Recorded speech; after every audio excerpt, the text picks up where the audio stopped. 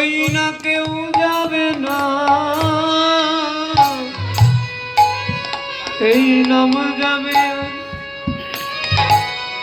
এই প্রাণ যাবে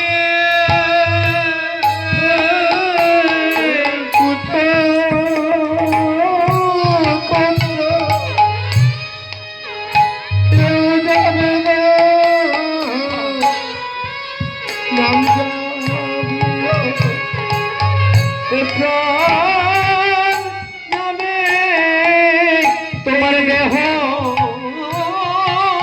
ছেড়ে এই প্রাণ পাখি, এই দেহ ছেড়ে এই যেদিন এই প্রাণ পাখি উড়ে যাবে সেদিন কি হবে বলুন তো? আমরা অর্থ সম্পদ বলুন, টাকা সম্পদ বলুন, রূপের গৌরব বলুন, কিছু থাকবে কি? ওই শ্মশানে গেলে এক মুঠো ছাই হয়ে যাবে। ওই শ্মশান ধনী গরিব কাউকে বাঁচে না, ওই শ্মশান ধনী গরিব কাউকে বাঁচে না। যে কোটি কোটি টাকার মালিক সে কিন্তু ওই শ্মশানে গিয়ে কিন্তু পুরো ছাই হবে। আর যে ওই রাস্তার মুচি কাজ করে সে কিন্তু ওই একই শ্মশানে গিয়ে কিন্তু পুরো ছাই হবে। তাহলে আপনার এই রূপের অহংকার, টাকার অহংকার নিয়ে কি লাভ হবে বলুন? হবে কি? কোনো কিছুই হবে না। যদি এই দিন থাকিতে যদি এই হরি নামের মর্ম যদি না বুঝতে পারেন, এই মহাপ্রভুকে যদি নাই বসতে পারেন, রাধা গোবিন্দের চরণে যদি আশ্রয় নাই নিতে পারেন, তাহলে কোনো কিছুই হবে না। আর যদি আশ্রয় নিতে হয় আগে কি করতে হবে? সদ্গুরুদেব চরণে ঠাই নিতে হবে। সদ্গুরুদেব কি হবে গো? সদ্গুরুদেব আপনার নৌকা হবে, তাই তো?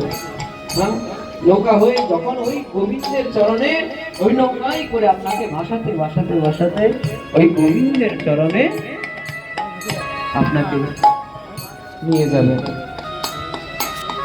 আর যদি গুরুদেব যদি নাই ধরতে পারেন, তাহলে কি যেমন একটা দেশলাই কাঠির মধ্যে কি দিতে হয়? একটা মোমবাতি প্রদীপের শিখার মধ্যে যদি প্রদীপ ধরাতে হয় কি লাগে? একটা দেশলাই কাঠি লাগে। দেশলাই কাঠি বানাতে গেলে কি লাগে? একবার একটা কাঠ লাগে, ছোট চিকন কাঠ, সরু কাঠ লাগে, তাই তো? ওই কাঠের মাথায় কি করতে হয়? বারুদ লাগাতে হয়। বারুদ লাগালে ওটাকে রোদে শুকাতে হয়। রোদে শুকালে কি করতে হয়? ম্যাচ বক্সতে বসতে হয়। ওই ম্যাক্স বাস্টার দিয়ে আবার বানাতে হয়। তারপর ওই যে পাথরের মতো গুড়ি গুড়ি ওগুলো ম্যাক্স বাস্টারের সাথে লাগাতে হয়। লাগালে ঘর্ষণ দিলে তারপর প্রদীপের শিখাটা আগুনটা ধরে। তদ্রূপ গুরুদেব ছাড়া সরাসরি গোবিন্দের চরণ কখনোই পাবে না। যে কোনো একটা মাধ্যম লাগে। মাধ্যমটা হলো কি? একমাত্র আমার পরম দয়াল শ্রী গুরু। তাই গৌর হরি বল, বলিয়ে সদ্গুরুদেব ভগবান কি। তদ্রূপ ভগবানকে ভজনা করতে হলে গুরুদেবের আশ্রয় নিতে হবে। তাহলে কিন্তু ভগবানকে কখনোই আমরা পেতে পারবো না। তাই জন্য বলছি, বলি এই নাম যাবে,